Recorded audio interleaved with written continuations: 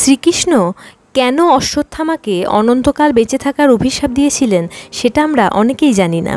আজকে আমরা এই ভিডিওতে জানব শ্রীকৃষ্ণ কেন অশ্বত্থামাকে অনন্তকাল বেঁচে থাকার অভিশাপ দিয়েছিলেন।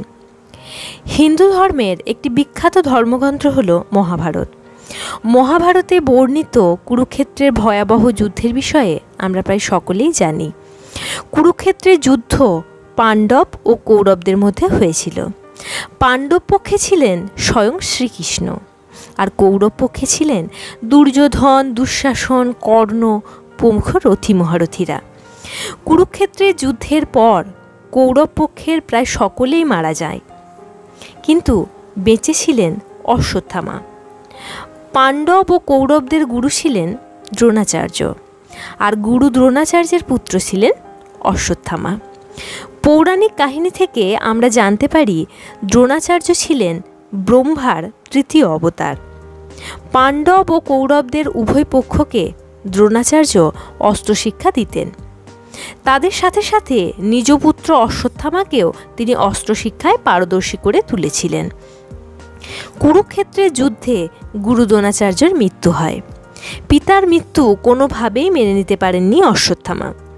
রাগে দিগ্বিদিক জ্ঞানশূন্য হয়ে অশ্বত্থামা প্রতিজ্ঞা করে পাণ্ডবদের তিনি ধ্বংস করে ফেলবেন। পৃথিবীতে যেসব চিরঞ্জীবীরা আছেন তাদের মধ্যে অশ্বত্থামা হলেন একজন, কিন্তু আশীর্বাদ হিসাবে তিনি অমরত্ব লাভ করেননি, বরং করেছিলেন অভিশাপের ফলশ্রুতি হিসাবে। কুরুক্ষেত্রের যুদ্ধে দ্রোণাচার্যের মৃত্যুর পর হিংসার বশবর্তী হয়ে প্রতিশোধ নিতে অশ্বত্থামা ঘুমন্ত অবস্থায় দ্রৌপদীর 5 পুত্রের হত্যা করেন। এই ঘটনার পর দ্রৌপদী শোকে ভেঙে পড়ে। পুত্র শোকে কাতর অর্জুন প্রতিজ্ঞা করেন তিনি অশ্বত্থামার মস্তক কেটে ফেলবেন। অর্জুনের এরকম কথা শুনে অশ্বত্থামা জঙ্গলের দিকে ভয়ে পালিয়ে যায়। শ্রীকৃষ্ণ সহ অর্জুনও অশ্বত্থামার পিছু নেয়। কোনো উপায় না দেখে নিজেকে বাঁচানোর জন্য অশ্বত্থামা ব্রহ্মাস্ত্রের ব্যবহার করে। অর্জুনও ব্রহ্মাস্ত্রের ব্যবহার করলে দুটি ব্রহ্মাস্ত্রের মিলিত শক্তিতে ত্রিভুবন কম্পিত হতে শুরু করে। ত্রিভুবনের বিনাশের কথা ভেবে অর্জুন ব্রহ্মাস্ত্র নিষ্ক্রিয় করে দেয়, কিন্তু অশ্বত্থামার কাছে সেই শক্তি ছিল না। তাই শ্রীকৃষ্ণ তার ব্রহ্মাস্ত্র নিষ্ক্রিয় করে ফেলে। এরপর অর্জুন অশ্বত্থামাকে বেঁধে নিয়ে দ্রৌপদীর সামনে হাজির করে, কিন্তু যেহেতু অশ্বত্থামা পাণ্ডবদের গুরু দ্রোণাচার্যের পুত্র, তাই দ্রৌপদী অর্জুনকে বলে সে যেন অশ্বত্থামাকে ছেড়ে দেয়।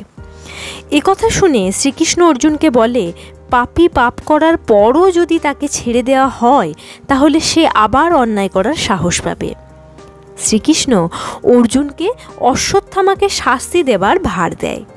তখন অর্জুন অশ্বত্থামার মাথার মণিটি বের করে নেয়। মণিটি বের করে নেওয়ার ফলে অশ্বত্থামার শরীরের সমস্ত দৈবিক শক্তি নষ্ট হয়ে যায়। এরপর শ্রীকৃষ্ণ অশ্বত্থামাকে অভিশাপ দেয় সৃষ্টির শেষ পর্যন্ত অশ্বত্থামাকে নিজের এমন শরীর নিয়ে ঘুরে বেড়াতে হবে।